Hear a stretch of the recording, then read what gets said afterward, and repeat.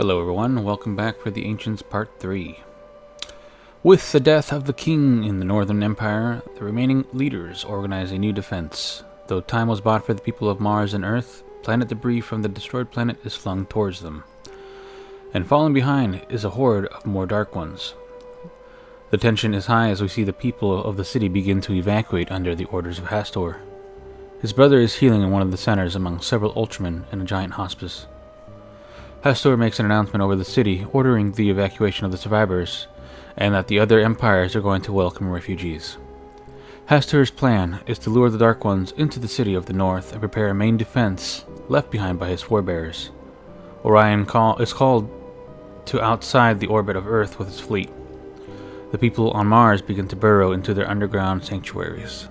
They too prepare anti-air defenses that dwarf the defenses on Earth. During the evacuation of humans, boats are being snagged one by one by an unknown being. The people prepare their weapons and begin to blast a large tentacle being. They call it the Servant. While some think it Cthulhu, it is smaller and has no humanoid body. The people we follow in the first two episodes are here and ready themselves as the creature comes for their ship next. It rises above the water, being great in size, and as it creeps in on the ship, we soon see it being barraged by forces of the east. Their golden ships dissuade the monster to stop attacking. The leader begins to tell them to follow, and the beasts of the seven seas have been maddened as of late. She also explains to the captain of the northern fleet of refugee ships that the monster was a kraken, typically peaceful to seafarers, but has grown a strange hunger, not for flesh but for agony.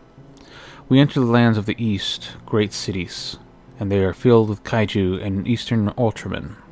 In the distance sits a giant white ape in a meditative-like stance, with smaller apes around it. The Lady Marshal explains to them that the ape is an older god who sought peace in their city. He has since defended their lands of Mu and into Lemuria. The monkey god they refer to as Hanuman. We move back to Hastor visiting his brother, who seems to be forgetting his past. He tries to tell him that many from around the world have been accommodated into the inner earth, and that he wishes for him to seek refuge as well. His brother is on the verge of madness and tells him to get out and to leave him alone. He instructs the female guards to wait until he's wasted some energy before moving him out towards the southern lands. Hastor then tries to find Gaia using his whispering power, though he is unable to find her. He does hear Kronos, though. He tells him to have his family move south as the main attack was meant to bait the bulk of the Dark One's forces to their city. Their plan is to destroy them in that city in one fell swoop. Kronos says he will stay, but his son is safe. He is met by his cousins Artemis, who leads the female troops. She tells him that the preparations are made and that now only time remains. We go to Mars to see as many of the seas are beginning to lower what they can into underground caverns. The main cannons of Mars were bigger than today's modern skyscrapers, all in unison traversed to aim at the specific point to the night sky. The fleet orbiting is led by Ares, Prince of Mars, while the Grand Cannons and Ultramen there were led by his father Zul, or as you may know him as Zeus.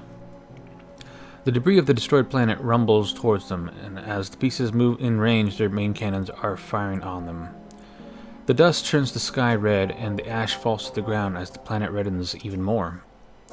Though with much of the debris destroyed, there is more inbound towards the Earth. And though they message Orion to prepare, they are swarmed by the Dark Ones following the debris. The sky fills with fighting. As Zeus looks into the sky, he tells his men to hold strong. The planet is engulfed by the Dark Fleet, and as they land, the Ultramen move to meet them on the ground. Ares' flagship is boarded as the surrounding ships are destroyed. Though taking many Dark Ones down, their sheer numbers seemed infinite. And as Great Ones broke into the bridge of his ship, he grew in size with his armor and readied his massive sword along with his crew and fought off the first few waves of Dark Ones. He barked orders to prepare to scuttle the ship. This would in turn destroy the immediate area, but their orbital and air defense would be depleted. The skies turn to black as they assume the ashes were too thick, but as the fighting grows, they begin to realize it's the armada of drones, innumerable, that they could not all land on the planet at once. Screams erupt as the battlefield soon dies down. Only a small contingent protecting the Emperor of the Red Planet remain. He hears his son mention a self-destruct order in orbit. He orders him to move away from the planet and ask for help from the Earth forces. The ground is littered with Dark Ones, Ultramen, and Kaiju. The cannons are taken down, and buildings remaining on the surface are torn down. Underground, we see the people holding loved ones as they pray for the Dark Ones to move on after the surface is destroyed. Everyone is whispering, though they are thousands of feet beneath the surface. The only communication is from the contingent protecting the Emperor. Screens all around the underground cities show his final stand on the surface, as the lights from their weapons discharge, illuminating the Dark Ones as they are pierced. The blue light is lessened as Ultramen are picked up and flung into the hordes of Dark Ones, who then rip them apart. We see Zeus on screen clear the area only for more Dark Ones to take the dead's place. Soon the flying stops as they all stand on the ground all over the corpses, and a great old one leading the Dark Ones stands before Zeus. Instead of challenging him or dueling him as anticipated, he begins to tell him that he wants him alive to witness what his next command is. He then looks back to his millions of dark beings and looks towards Zeus and introduces himself as Shagnar Fawn. He orders his army of Darkspawn to take the rest of the planet. The army begins to whisper pain in Zeus's thoughts. They begin to dig underground, and the people in the cities watching the events unfold begin to panic and try to dig deeper. Zeus charges at Shagnar Fawn, but is grabbed by several Dark Ones. Here's where he loses an eye and is knocked unconscious. Shagnar Fawn hits back the Darkspawn and picks up Zeus for himself and transforms into an elephant octopus hybrid giant. With most of the Darkspawn digging after the underground Martians, he laughs to himself about ingesting the mighty Zeus. White small ships appear to shoot at the Darkspawn and Shagnar himself. Survivors of the destroyed planet had rallied behind Hades and his wife Hel. Behind their fleets of fighters was Ares' flagship and the remainder of the Martian fleet. They began bombarding the planet.